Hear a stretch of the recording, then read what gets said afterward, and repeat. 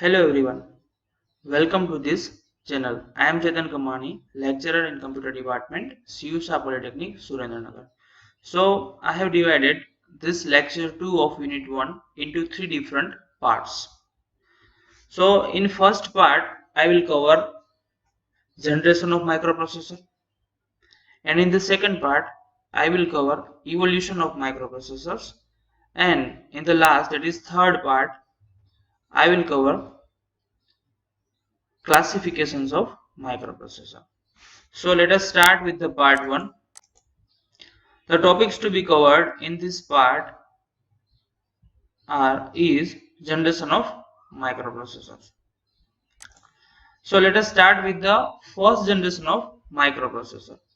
Here you can see the microprocessor was designed or was developed by any CPU manufacturer during 1971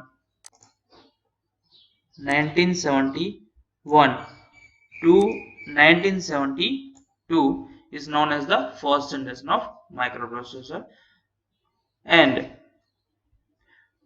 Intel designed 4004 microprocessor as well as 8008 microprocessor. These two microprocessor is of first generation. So the first generation of processor came into existence from 1971 to 1972.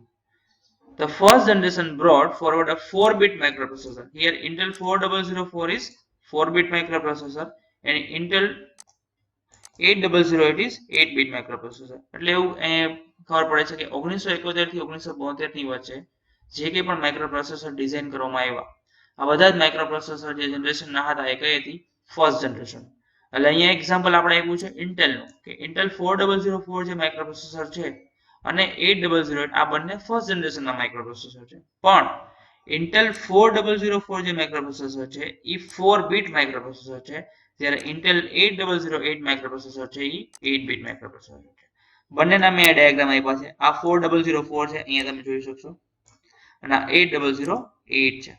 હવે જો આની આપણે pin consider કરીએ તો 4004 માં કેટલી pin છે? 1 2 3 4 5 6 7 8. 8 આ બાજુ અને 8 આ બાજુ, બરાબર. ટોટલ કેટલી પિન થઈ? 8 + 8 that is 16. એટલે કે 16 પિન નું માઇક્રોપ્રોસેસર છે. જ્યારે હવે 8008 ની આપણે વાત કરીએ તો 1 2 3 4 5 6 7 8 9. આની અંદર ટોટલ 9 પિન છે, એટલે આ બાજુ 9 અને પેલી બાજુનો ટોટલ કેટલી થઈ? 18 પિન. એટલે કે 8008 જે માઇક્રોપ્રોસેસર છે એની એની ટોટલ પિન્સ કેટલી છે? 18.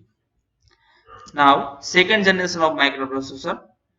The microprocessor was designed between 1973 and 1978, including both, are known as second generation of microprocessor. એટલે કે 1973 થી 1978 ની વચ્ચે જે કે પણ માઇક્રોપ્રોસેસર ડિઝાઇન કરવામાં આવ્યા એ બંને એટલે કે એ ડ્યુરેશનના માઇક્રોપ્રોસેસર કયા ગણાય છે? સેકન્ડ જનરેશનના માઇક્રોપ્રોસેસર ગણાય છે. અહીંયા મેં એક્ઝામ્પલ આપ્યું છે. એક તો છે 8085 જે આપણા સિલેબસની અંદર આપણે સ્ટડી કરવાનું છે, as well as Motorola 6800. આ બંને કયા જનરેશનના માઇક્રોપ્રોસેસર છે? સેકન્ડ જનરેશનના માઇક્રોપ્રોસેસર છે. અને આ બંને કયા કેટલા બીટના પ્રોસેસર છે? 8 બીટના માઇક્રોપ્રોસેસર. હવે અહીંયા તમે કેલ્ક્યુલેટ કરશો કે 8085 ની ટોટલ નંબર ઓફ પિન્સ કેટલી છે? આ 8085 છે, આ છે Motorola 6800. અહીંયા પિન છે ટોટલ, આ બાજુ તમને 20 પિન જોવા મળશે અને સામેની સાઈડ પણ 20 પિન જોવા મળશે. એટલે ટોટલ કેટલી પિન છે? 40. બરાબર. મોટોરોલામાં પણ કેટલી છે? 1 2 3 4 5 6 7 8 9 10 11 12 13 14 15 16 17 18 19 ને 20. એટલે મોટોરોલાનો પણ જે પણ પ્રોસેસર છે એની અંદર પણ 20 આ બાજુ અને 20 સામેની સાઈડ. એટલે કેટલી પિન છે? 40 પિન છે. એટલે કે 8085 ની અંદર ટોટલ નંબર ઓફ પિન્સ 40, 6800 માં ટોટલ નંબર ઓફ પિન 40. આ ખાલી રેફરન્સ માટે હું અહીંયા વાત કરું છું, બરાબર. એટલે કે 1973 થી 1978 ની વચ્ચે જે માઇક્રોપ્રોસેસર ડિઝાઇન કરવામાં આવ્યા એ સેકન્ડ જનરેશનના, અને એના એક્ઝામ્પલ છે 8085 અને 6800. આના સિવાયના પણ તમને જોવા મળશે, પણ અહીંયા ખાલી મેં બે એક્ઝામ્પલ જ મૂકેલા છે. Now on third generation of microprocessor. Third generation microprocessor એટલે કે 1979 થી 1980 ની વચ્ચે 1979 થી 1980 એટલે 1979 to 1980 the processor was designed during this duration is known as third generation microprocessors. Okay, તો અહીંયા તમને જોવા મળે છે પહેલું છે 8086 microprocessor, 80186 microprocessor, 80286 microprocessor and Motorola 68000. યાદ રાખજો 68000 જે માઇક્રોપ્રોસેસર છે એ થર્ડ જનરેશનનું છે અને સેકન્ડ જનરેશનમાં કયું હતું 6800 માઇક્રોપ્રોસેસર હતું. બરાબર છે. તો થર્ડ જનરેશનના માઇક્રોપ્રોસેસર એ ક્યારે 1979 થી 1979 ટુ 1980 ની વચ્ચે જે ડિઝાઇન કરવામાં આવ્યા એ થર્ડ જનરેશનના. અને આ કેટલા બીટના છે 16 બીટના પ્રોસેસર છે. 8086 એ પણ 16 બીટ છે, 186 એ પણ 16 બીટ છે, 286 એ પણ 16 બીટ છે, જ્યારે 68000 એ પણ 16 બીટ માઇક્રોપ્રોસેસર છે. નાઉ ઓન ફોર્થ જનરેશન એટલે કે 1981 to 1995 the processor was designed during this duration is known as fourth generation microprocessor. Here 80386 and Motorola 68020 are the some popular processor of this generation.